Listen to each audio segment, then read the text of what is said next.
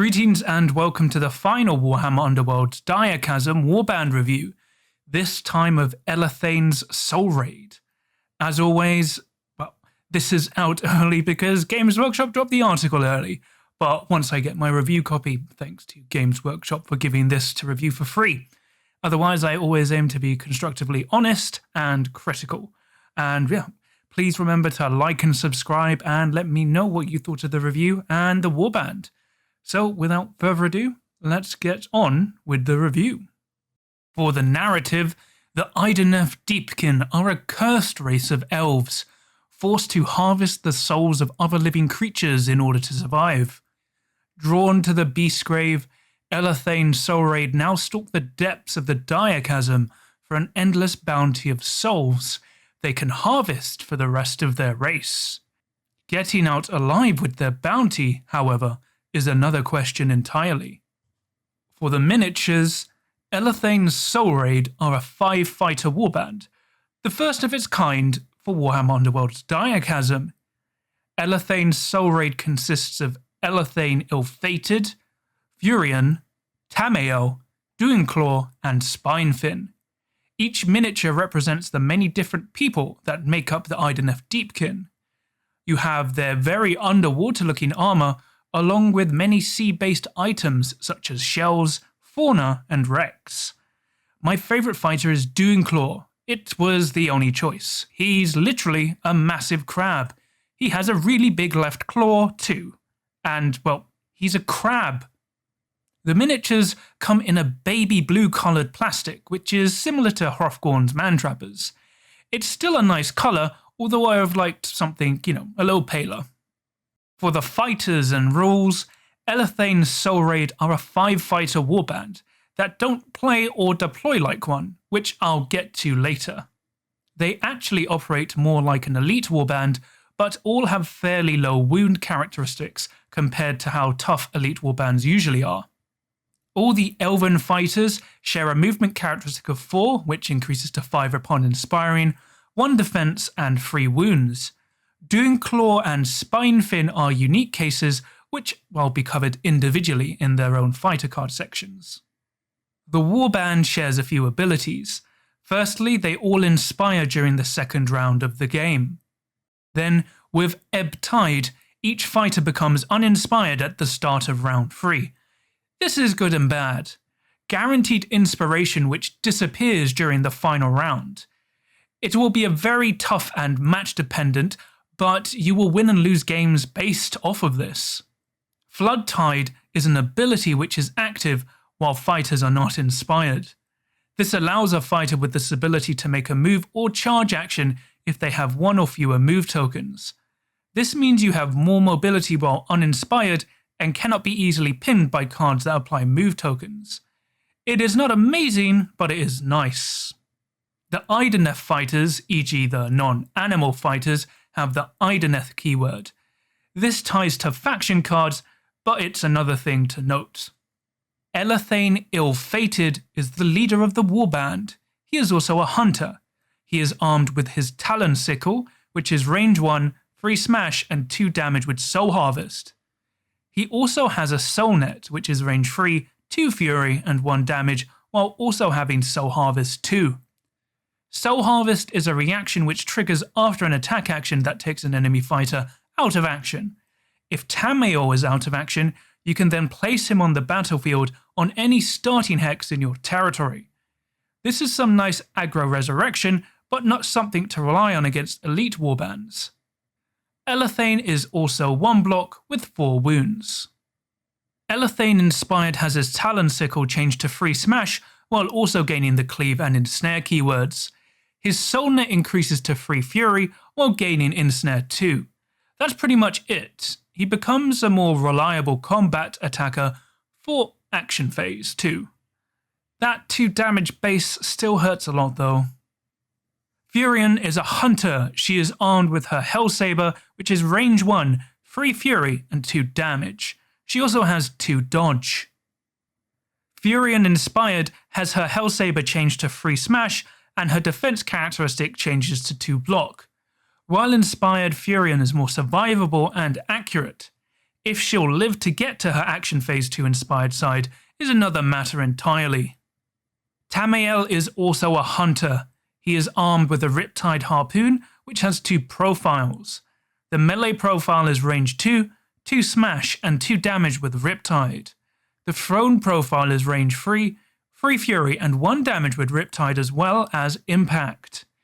Riptide allows an attack action with this keyword to push the target during the drive back step instead of driving back the target like with Hadzu and his Arrows of Desire. Impact gives an attack action +1 damage when made during a charge action, basically making Tamael a constant 2 damage threat. Truly terrifying. Also, he is only 1 dodge. Tamael Inspired has both his Riptide Harpoon profiles, just gain and snare. He also goes to 2 dodge. That's all. Not amazing, but a slight buff. His main power comes from being able to be brought back alive via Elathain, but it doesn't make Tamael amazing. Doing Claw is a giant crab. It is armed with a Crushing Claw, which is range 1, 2 fury, and 2 damage. Doing Claw also has the Beast keyword. This means Doing Claw cannot hold objectives or be given attack action upgrades. It also has the Scuttle reaction, which after your activation of a different friendly fighter, you can push Doing Claw 1 hex towards that fighter. Doing Claw Inspired has its Crushing Claw increased to 3 fury and gain cleave. Other than that, it gains nothing else, just more accuracy. Doing Claw operates as a great positional piece, basically providing protection and support to Elathain as well as the rest of the warband. Spinefin is a fish. It has no attack action profile, is movement 0, 1 dodge and 1 wound. It does, however, have a bunch of keywords. First is Small Fry, which allows you to not set up this fighter during deployment. This helps reduce the drops for the warband during deployment to potentially go down to a 4-drop warband. Small Fry also means this fighter cannot hold objectives, make attack actions, make actions, or be given upgrades. In addition, when the Spinefin would be taken out of action, it is instead removed while clearing all tokens and persisting effects from the fighter. Finally, there is Shoal. This is a reaction that triggers after an opponent's power step. You can either remove any friendly Shoal tokens from the battlefield and place a Shoal token in an empty hex, or place the Spinefin in an empty hex that contains a Shoal token, then remove said token. You can make the Shoal reaction even when the Spinefin is not on the battlefield. This basically allows continual redeployment of the Spinefin to set up the Spinefin next to enemy fighters for supports or to block off objectives.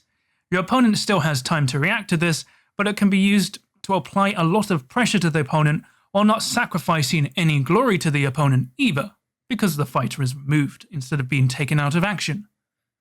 Spinefin Inspired gains nothing outside of becoming 2 dodge. Basically, the Spinefin remains its frustrating self. Note it never counts as being out of action and won't count as going out of action. This means stuff like tithe counters or similar abilities that depend on fighters going out of action will not trigger. Always remember that this fighter is removed instead. Now we're at the card part of the review. As always, I'll go through faction cards first, going with like the general cards, then the cards which I consider my top picks, and then my universals. For faction objectives, Cold-Eyed Killers grants 2 glory for taking 2 or more enemy fighters out of action during the preceding action phase. Exceedingly situational, and with the warband's low damage output, it's not something I could recommend running. Dead or Doomed is a final end phase objective that gives you 3 glory for having all enemy fighters out of action, or if they are all adjacent to 1 or more friendly fighters. The first condition is just terrible for Elathain's Soulraid, but the second condition is more doable, if you haven't been wiped out, that is. Still too situational to run. Smothered Memories is weird. This surge gives you 1 glory when your opponent discards a card during the action phase without playing it or scoring it. This is generally unscorable unless running most of the faction Gambits, which then makes Smothered Memories okay. Yet this card is just far too situational to be good. Unseen Menace would have been reliable if the Spinefin and Doonclaw could help you score it. 1 glory for having 2 or more friendly fighters within 2 hexes of the same enemy fighter. That 2 hex range makes Unseen Menace easier to score, but limiting it to Idoneth fighters is way too rough for just 1 glory. For faction objectives, top picks. Guardians of the Deep grants you 1 glory if no enemy fighters are in your territory. It's not amazing, but for 1 glory it is still pretty good. More likely to be scored during rounds 2 or 3, however, unless playing against turtle control opponents. Merciless Raiders is Advancing Strike with some more conditions. It is a surge objective that gives you 1 glory for killing an enemy fighter in enemy territory during a charge action. Merciless Raiders has a lot of steps and sucks versus fast aggro opponents, but it's still a good pick here. Soul Raiders is a decent aggro objective. 1 glory for having 2 more enemy fighters out of action. Simple but effective. Speed of the Flood Tide is a surge which gives you 1 glory when 3 or more friendly fighters are in enemy territory. Your typical fast aggro card. The main issue is having friendly fighters survive in enemy territory long enough to score speed of the Flood, but it is still nice, especially when you consider the Spinefin helps score this. Surging Tide is amazing for Elathain Soulraid. 1 glory as a surge for having a friendly fighter making their second or subsequent move action in a phase. Actually not scoreable during round 2 unless Tamiel is brought back to life, but still an essential objective for the Warband. Taking of Souls is weird. It's honestly not that good, but only here for the sake of legacy support once rotation kicks in for Direchasm cards. This is 1 glory as a surge for using your leader's range 1 attack action to take out an enemy fighter out of action. Taking of Souls is fine, but run Savage Exemplar until it gets rotated if you're dead set on aggro Elathain Soulraid. Tides of Death is a decent objective for 1 glory. Scored in the end phase for having 3 or more friendly fighters with charge tokens. Once again, having surviving friendly fighters score this is the main issue, but Tides of Death is still reliable in my book. Utter Isolation is Alone in the Darkness. This dual objective gives you 2 glory if you have 1 or more surviving friendly fighters, and no fighter is within 1 hex of any other fighter. Loses power in a best of 3, and if you like a lot of push cards, but it still does force your opponent to bunch up. Situational, but I like it. For faction Gambits, Brain Barnacles is okay. Choose an enemy fighter within 3 hexes of an Idoneth fighter and reduce their movement by 1 to a minimum of 0. If used when within 1 hex, that enemy fighter has their attack actions changed to Fury. Persists until the end of the round or when that chosen fighter is out of action. Too situational and not that great. If it persisted until that fighter was out of action instead, this would be much better. Chill Mist is a more narrative card. Fighters in the next activation are -1 move and can't make range 3 attack actions. Thundrix Profiteers are terrified. Shame this doesn't persist for the round. Crushing Pressure is strange. Choose an enemy fighter, then the controller either discards 1 power card or that fighter has -2 move to a minimum of 0 and -2 dice to attacking to a minimum of 1. Crushing Pressure just needs a lot of prediction and only performs well against elite warbands. It's not bad, but just takes a lot of effort to use well.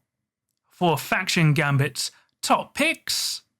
Cloud of Midnight is very situational but gives some amazing protection. Choose a friendly fighter and until the end of the next activation, they cannot be the target of attacks, be chosen or damaged by Gambits and cannot be pushed. Amazing when played just before your opponent's final activation to save a key fighter or when they are buffing up a key enemy fighter to target one of your own key fighters. Forgotten Nightmares is interesting and sneaky. When an enemy fighter attacks, pick another eligible target instead. Your opponent has to attack your chosen fighter unless they discard a power card, and this card persists until the end of the round. It becomes even better when the Spinefin is in range. Forgotten Nightmare gets even better thanks to the plentiful number of range 2 and 3 attack actions as well. Fury of the Storm is an essential power card for Elathain Soulraid. Play this only in the 3rd round. each surviving friendly fighter is inspired, unless your opponent discards 2 power cards, and they likely will thanks to how much that shuts you down and how much unrestricted draw tech we have currently in Direchasm. Still, take but expect it to not really go off a lot of the time. Phantasmal Forms is some great defensive tech. In the next activation, friendly fighters have free dodge, combined with going on guard for some amazing defense. Shifting Currents makes you remove any friendly show tokens and then place a show token in any empty hex. Basically, this allows fast redeployment of Spinefin. Or you can instead pick an objective in an empty hex and push it 1 hex unless that is into a lethal hex or a hex with a feature token. Always take for the faster Spinefin redeployment. Spinefin Toxin is amazing. This poison card lets you choose 1 enemy fighter adjacent to Spinefin. Deal 1 damage to that fighter, and for the round, they cannot hold objectives beyond guard and cannot make range 3+ attack actions. Make that Spinefin even more annoying. The removal of guard is huge as well, while the 1 point of damage is icing on the cake. Terranite Venom is another awesome poison card. Choose an enemy fighter adjacent to a friendly fighter. For the rest of the round or until an enemy fighter is out of action, friendly fighters can reroll 1 attack dice when attacking that fighter. An amazing accuracy buff. Go full Shaun of the Dead on a single fighter. For faction upgrades, Aether Sea Predator is for Doing Claw and gives it Ensnare. Also, as a reaction during an enemy fighter's move action, roll a dice and on a smash you end their move action when they enter a hex adjacent to Doing Claw. It's just too situational to be useful, and you want +1 dice over Ensnare. Lure Light is a situational tome of offerings. When taking out an adjacent enemy fighter with your leader, your opponent chooses to either let you gain 1 additional glory or they can discard a power card. Just way too situational, and it also can only trigger while you're adjacent as well. Martial Excellence is only for Furion and makes her on guard while she has 1 or more charge tokens. It's actually pretty good, but the issue is if she will live long enough to use it, and the upgrade is limited to her. I would have much rather had Martial Excellence just always made Furion on guard.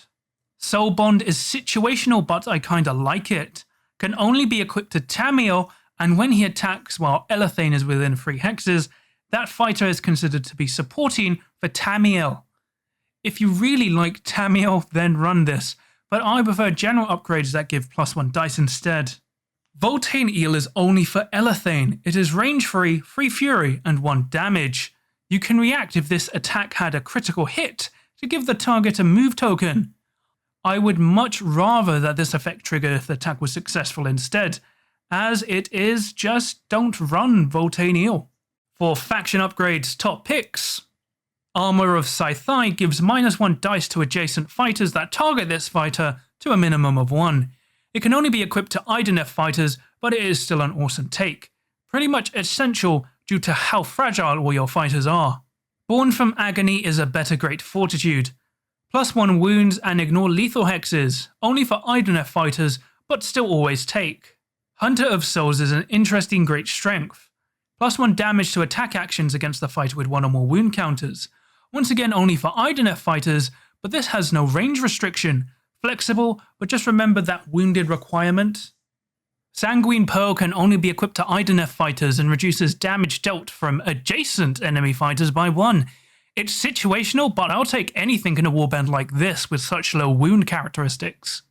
Unstoppable Fury is a awakened weapon that only works during a charge action. Just always take. More reliable accuracy buffs are always nice to have.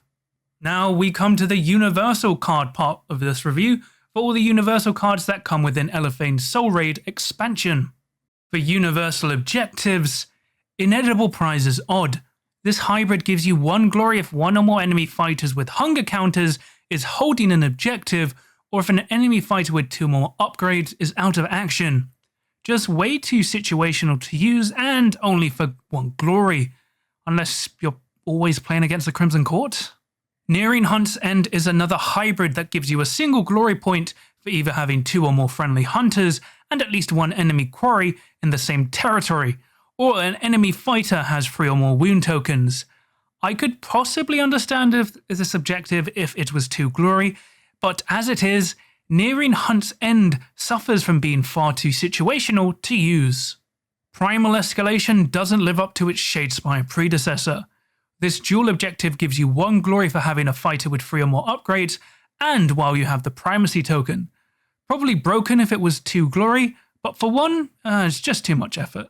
Prize Beyond Measure is another balanced surge objective. Score 1 glory for holding an objective with a friendly fighter, while each having 3 or more upgrades. Balanced, but an objective you score in rounds 2 or 3 once you've already gotten your glory train rolling. Remember, if you had 2 fighters holding objectives and only one of them had 3 or more upgrades, this objective would not score.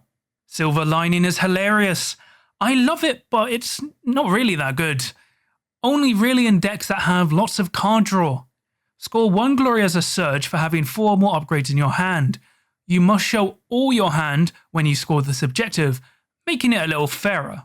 I just love it because Silver Lining is almost like a reverse Exodia. For universal objectives, top picks. Avatar of Famine is a Crimson Court objective. 2 glory for having 1 or more friendly fighters with 5 or more hunger counters. Uninteractive and needs lots of hunger counters. Your standard hunger card. Boring, but good. Everything to Prove is hilarious and good. This surge and hybrid is scored after an activation if your opponent has the primacy token or you have a surviving quarry and have the primacy token. Amazing for any Horde/Swarm warband due to the power of primacy. The Starblood Stalkers can also make a use of the second scoring condition quite easily. Hunger for Primacy is alright. It is a duel you score for 1 glory if 2 or more friendly fighters are holding objectives and they each have 1 or more hunger counters. It's here just for the Crimson Court. More easy, uninteractive glory for them. Silent Sentinel is just here for people stacking the Silent Relics. Score 1 glory for having a friendly fighter with 2 or more Silent Relics. Simple and rewards you even more for stacking all those upgrades. Unassailable Primacy is amazing for primacy-focused decks. You can't score this during round 1, but this dual objective gives you 2 glory for if you have the primacy token and had the primacy token during the previous end phase. Slightly risky, but I like the 2 glory payoff. Very easy for Headcracker's Mad Mob too. For Universal Gambits, Hunger Pangs is another weird hunger card. Choose an enemy fighter with 1 or more move or charge tokens, deal 1 damage to that fighter, then remove all their hunger counters if that fighter had any hunger counters to begin with. Otherwise, give that enemy fighter a hunger counter. If you are always playing against the Crimson Court, run this. Lifeblood Draught is more aggro healing. It is a reaction that you play after a friendly fighter takes an adjacent enemy fighter out of action. Heal 1 or heal 2 if that enemy fighter was a wizard or a leader. Ferocious resistance exists, and even then there's better healing out there. Silence Descends gives move counters to each fighter in No Man's Land. Situational unless somehow everyone starts chilling in No Man's Land. Soul Jaws is another trap card. This reaction triggers after an enemy fighter's move action. Roll a magic dice. On the roll of a channel, that enemy fighter is uninspired and cannot be inspired until the end of the round. However, when this effect ends, that fighter becomes inspired. Bizarre 50-50 inspire messing, which can end up helping your opponent more than hindering. Just don't run. For Universal Gambits top picks, Desperate Caution is great. Choose a friendly fighter and give them a guard token. If that fighter is a quarry, push them up to 1 hex as well. Pretty damn good regardless of whether or not you're using quarry stuff too. Endurance Hunter is some more nice hunter tech. Choose a friendly fighter and push them 1 hex towards the closest enemy fighter, or up to 2 hexes if that closest enemy fighter is a quarry. The second effect may not be used if enemy fighters are bunched up together, but more push tech is always great. Hunter's Helper is some more aggro hunter tech. This reaction is played after a friendly hunter's attack action if there are 1 or more adjacent enemy fighters other than the target of the attack action. Choose one of those other friendly fighters and deal 1 damage to them. Amazing for weaker hunter warbands like Skaith's Wild Hunt, and can be busted after a Siren attack action too. More Muscle is another great way to gain the primacy token. When played, the player with the most friendly fighters adjacent to enemy fighters gains the primacy token. Amazing for Horde Swarm warbands trying to use primacy, or just to steal it back. Puffed up gits. Friendly fighters have +1 wound if you have the primacy token, but discard the primacy token if a friendly fighter's attack action fails. Persists until the end of the round. Crazy on Horde Swarm Warbands, but also really good for Headcracker's Mad Mob, who love the option of either being at +1 wounds or having an easy way to lose a primacy token so they can regain it quickly to inspire. Whetted Hunger is some interesting flip tech. Play this reaction after a fighter is taken out of action by a lethal hex, friend or foe. Then you can pick a feature token and flip it. If there is a fighter in that hex, deal 1 damage to that fighter. Situational, but you can trigger it yourself, and it's just a nice way to get more flip tech for Feed the Beastgrave decks. For universal upgrades, Experienced Eye is just not as good as Savage Visage. The equipped fighter becomes a hunter and can reroll 1 attack dice against the target for every instance that the target has the quarry keyword on the fighter card and upgrades. Just really situational, and Savage Visage is more reliable. Master Commander is interesting. As an action, discard the primacy token to push each friendly fighter up to 1 hex. Also discard the primacy token when this fighter is taken out of action. Good for hold objective primacy players, but it's still debatable if it's really good at such a cost. Not bad, but just situational. Rampaging Killer is for Beyblade fans. The fighter becomes a hunter and a quarry, and their range 1 attack actions gain scything. However, after every super action, deal 2 damage to this fighter. I would basically just run Mighty Swing instead. This card is very well balanced, just difficult to justify for that 2 damage cost. For universal upgrades top picks, Bottomless Appetite is amazing hunger counter generation. When this fighter is activated, give them a hunger counter. However, if this fighter has a number of hunger counters equal to or greater than their wound characteristic, deal 1 damage to them. Amazing in any hunger counter build, but a bit insane with the Crimson Court. Impressive Bulk is +1 wounds at the downside of becoming a quarry and also being at -1 movement. Just take if you already have great fortitude and want to double up, or want to have an easy way to get quarry with no real downside. Sure, you are also at -1 movement, but that's not really a big downside in my book. The Silent Crown is a silent relic which makes this fighter a quarry and all enemy fighters a quarry. Really good if you want to abuse the hunter quarry mechanic, but oddly not really wanted in a silent relic spam deck. Master Duelist is insane. Discard the primacy token as an action to make a range 1 or 2 attack action with the equipped fighter at +2 dice. If that fighter is taken out of action, discard the primacy token. Potion of Rage, but better? Practically broken with Headcracker's Mad Mob. Insanely good. Savage Hunger makes the equipped fighter a hunter. If this fighter has 1 or more hunger counters, its range 1 attack actions gain ensnare. Pretty good for the Crimson Court. I like Silent Bracers. This silent relic makes the equipped fighter a quarry and allows them to ignore blocked and occupied hexes when moving, but still must end in an empty hex. When starting your move in No Man's Land, gain +2 move as well. The fighter has +1 move if it has 2 or more silent relics. Not busted like some of the other silent relics, but I really like the mobility that this card offers. Soultooth Dart is our last Soultooth weapon. It is range 3 fury and 1 damage with ensnare.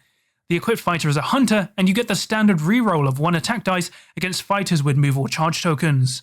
Pretty good at sniping off pesky 2 wound dodge fighters. Now we come to the deck section. Once again, these are sample decks aimed to get you going and build off of. They're not super competitive, especially in the case of this warband, but designed to be optimal and fun. First, I'll do a deck for Vanguard format only, then a deck for Championship format. Also, I have a special deck after those two, which everyone will enjoy. So watch on for some more fun decks. Oh, and as always, once the deck builders are updated, you can find the deck links in the episode description below. This Vanguard format deck focuses on being aggressive.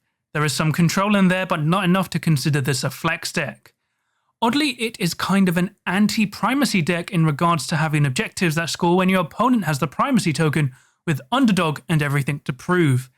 It's not like Elathain's Soulraid can utilize primacy anyway.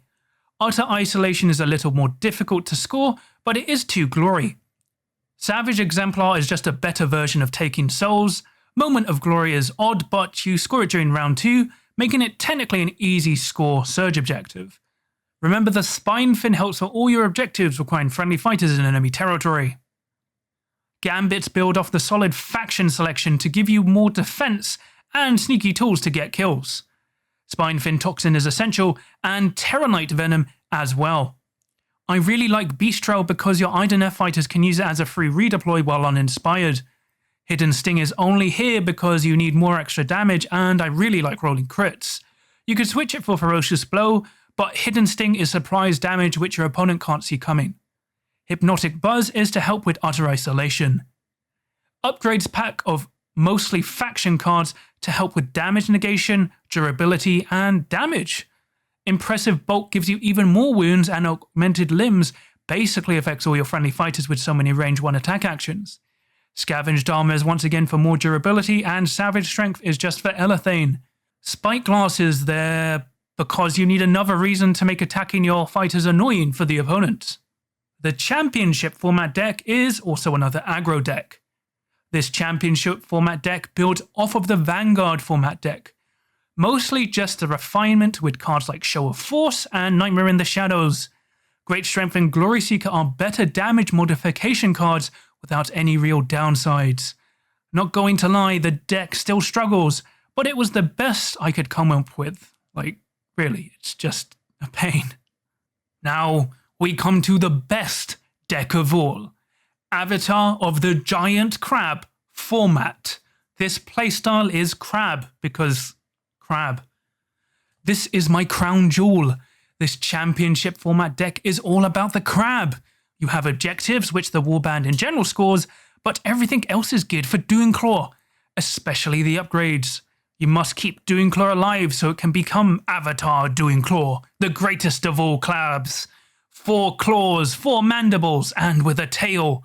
Nothing can beat this monster. Give it augmented limbs, so Doonclaw has 6 claws. Is it ridiculous? Yes. Is it a lot of fun? Yes. Remember, the key thing is to shout, "Get crabbed," when Doonclaw kills an enemy fighter. As long as you've killed an enemy fighter with Doonclaw, you've won in my book. For the Warband Overview, Elathain Soulraid are a difficult warband to categorize. They have 5 fighters, but can deploy like a 4-fighter warband. Despite being a pseudo-elite warband, they don't have the durability, defenses, or damage output to represent that.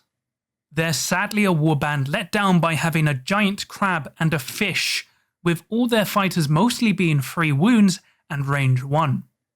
They have a lot of reactions, abilities, and tricks to try and combat this, but I still feel it doesn't help them. It's a lot of rules bloat to remember and will overwhelm a lot of players. It looks like the developers were doing their best with a bad hand, but I just can't see how Elathain Soulraid can compete competitively. To win with this warband, you need to be constantly abusing the spine fin and faction cards, aiming to overwhelm the opponent during round 2. If that fails, it will likely be game over. For the warband pros, you have a giant crab. You are a 5-fighter warband that can deploy as a 4-fighter warband. The spine fin doesn't give glory to the opponent, nor counts as being out of action.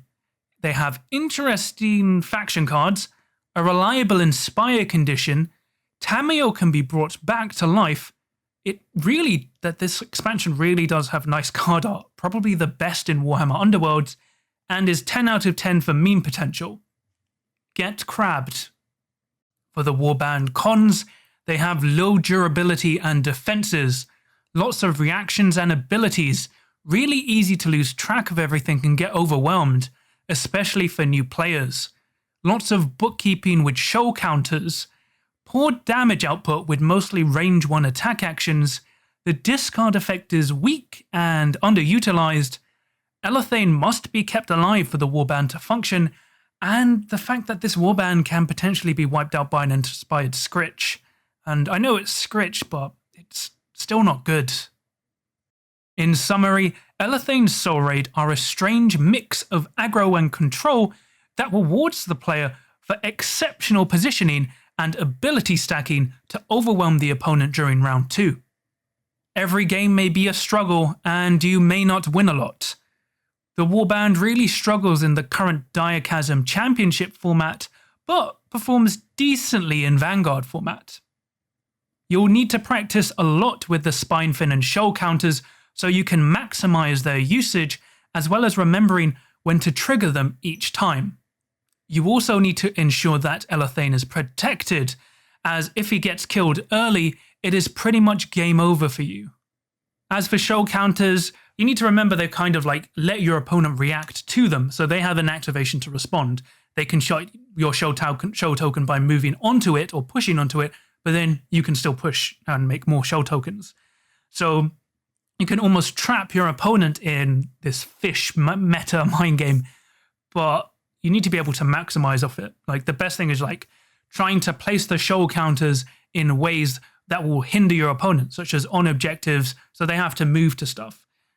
Or putting it next to charged fighters. That's how I find them best. Or 2 fighters at once, something. But you have to be doing it in such a way that your opponent has to get annoyed by it. I think the best one is placing it next to 2 adjacent enemy fighters. So your opponent may be able to move one, but then that other one is trapped, or a fighter that's charged. Basically guaranteed trapment. I personally enjoyed the Warband most when just going crazy with Doonclaw. Is it silly? Yes. Does it work most of the time? No. I just like enjoying Avatar of the CRAB Doonclaw before rotation hits in. I personally find this Warband too difficult to make work consistently. They're a nice change of pace for pickup games and casual games, but I would not advise trying to use them to win tournaments. Think of them like Beastgrave's Morgwave's Blade Coven. They're unfortunately just way too difficult. So would I recommend getting Elathain's Soulraid? No. Only buy this Warband if you really like the aesthetics of Doonclaw, or you just want to complete your Universal card collection for Direchasm. Elathain's Soulraid are just really draining to play and require constant bookkeeping to keep track of everything, as small mistakes or forgetting key abilities can cost you games. The CRAB build is a lot of fun, however, even if you don't win most of the time. Just remember to shout, "Get crabbed," every time Doonclaw takes an enemy fighter out of action. If you want to buy Elathain's Soulraid, you can do so on pre-order day from Saturday at my affiliate link at Element Games in the episode description below, which will net you a discount of 25 to 15%, depending on when you buy, and all at no additional cost to yourself while helping to support the channel. So please check it out if you're interested. For the closing crit, we now come to the end of this Warband review for Elathain's Soulraid. Direchasm closes out with an interesting elven take. I feel they push Warhammer Underworlds design space to the limit in a good way, even if the end result isn't amazingly strong. They're a highly technical warband with a steep learning curve, plus a giant crab, the best of crabs. If you want to try and win, remember it is round 2 when you need to make the most damage, so try your best to set up and survive during action phase 1. Elathain's Soulraid are reaping their way through the Direchasm in an endless hunt for souls. Beware their ether sea and pray they don't claim your soul. Only crits will keep you safe.